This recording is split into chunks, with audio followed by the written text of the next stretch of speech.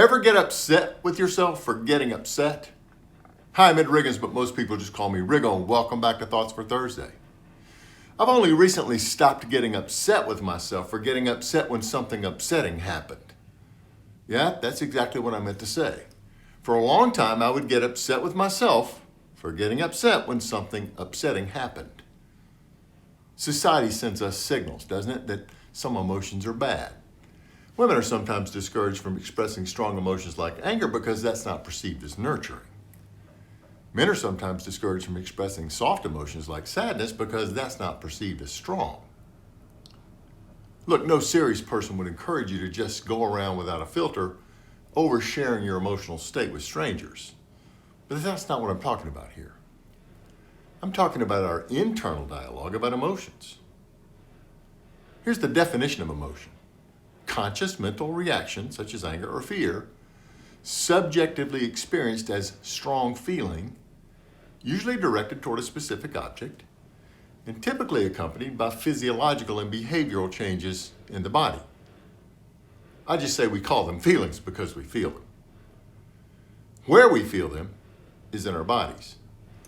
If we use our brains to override the signals coming from our bodies, we miss the opportunity to calmly act in our best interest based on the information our bodies are trying to provide.